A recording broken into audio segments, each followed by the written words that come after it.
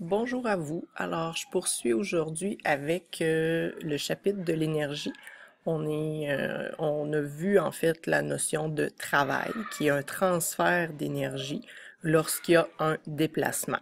Maintenant, il existe aussi une force qui, vous le savez, vous avez déjà testé ça, dès qu'on échappe quelque chose, il a tendance à aller s'écraser au sol. C'est ce qu'on appelle la force de gravité. Donc, c'est la force qui attire les objets vers le bas. Sur chacune des planètes, la force de gravité ne va pas s'exercer de la même façon. Entre autres, vous avez probablement déjà vu des astronautes marcher sur la Lune avec un aspect un peu plus léger, c'est-à-dire qu'ils ont l'air un peu plus de flotter. Donc la démarche est un peu plus légère. C'est pourquoi la force de gravité sur la Lune, elle est un peu moins grande que la force de gravité sur la Terre. Donc, par quoi est influencée la force de gravité? Elle est influencée par la masse d'un objet. Et elle est influencée aussi par la constante de gravité de la planète où on se trouve. Donc, distinction entre la masse et le poids. Donc, souvent, on va dire je pèse, mettons, 110 livres, je pèse 50 kilos. Euh, la notion de dire qu'on pèse quelque chose versus l'unité qu'on va mettre en livres ou en kilos, c'est une façon de le dire qui n'est pas tout à fait vraie.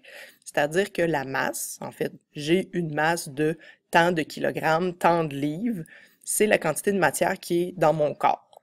Donc, la masse d'une personne va varier, mais on va la mesurer en livres. Donc, quand je prends quelques kilos pendant une année, ça veut dire que la quantité de matière dans mon corps, elle est plus grande. Par contre, quand on parle de poids ou de force de gravité, qui est la même chose, c'est la force de gravité qui s'exerce sur un objet selon l'endroit où il se trouve et elle se mesure en newton. Tandis que la masse va se mesurer en kilogrammes, qui est l'unité principale, mais peut aussi se mesurer en grammes ou en livres et toutes les autres unités de masse que vous pouvez connaître. Donc, la force de gravité, elle est influencée par la masse. Donc, un objet va tomber peut-être beaucoup plus vite, va être plus difficile à accélérer aussi selon sa masse et va dépendre aussi de la constante de gravité.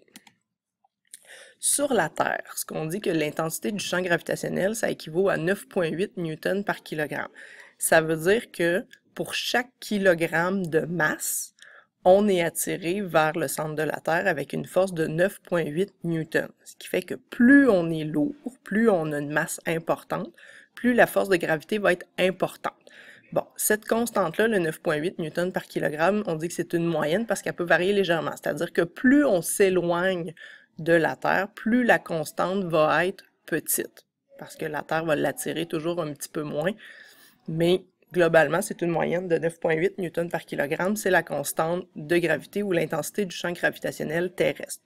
Pour comparer, tantôt je parlais des astronautes qui marchent sur la Lune, c'est 1,62 newtons par kilogramme. Donc, c'est beaucoup moins attiré sur la Lune que sur la Terre. Ça veut dire que pour une même masse, tu vas avoir une force de gravité beaucoup plus petite sur la Lune parce que tu es moins attiré par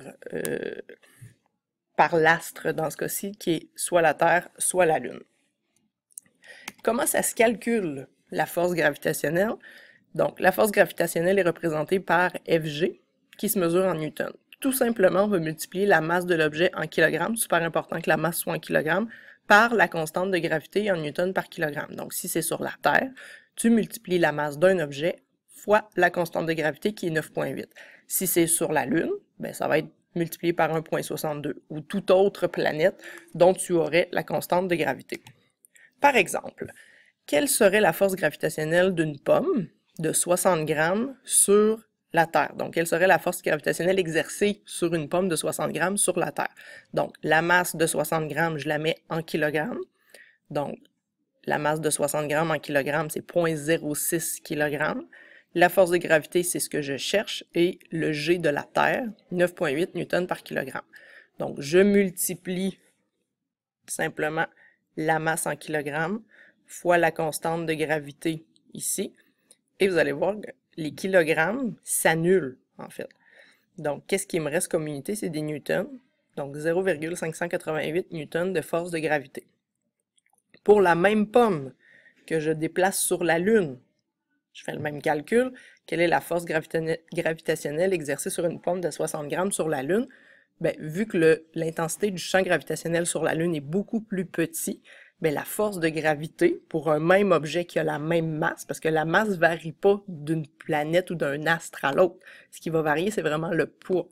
Donc, ma masse en kilogrammes, 0,06 kg, multiplié par la constante de gravité de la Lune. Donc, on obtient une force de gravité beaucoup plus petite, donc 0,0972 newtons sur la Lune et 0,588 newtons sur la Terre. Donc, c'est ce qui fait que les objets sont beaucoup moins attirés sur la Lune que sur la Terre parce que la constante de gravité elle est beaucoup plus petite. J'attire votre attention sur le principe que la masse, étant la quantité de matière qui compose un corps, elle ne va pas varier d'un astre ou d'une planète à l'autre. Donc, la quantité de matière qui compose mon corps, si je m'en vais sur la Lune, ben c'est le même corps, donc la masse n'a pas changé. Donc, ce qui change, c'est la constante de gravité. Et voilà, j'ai terminé. Merci.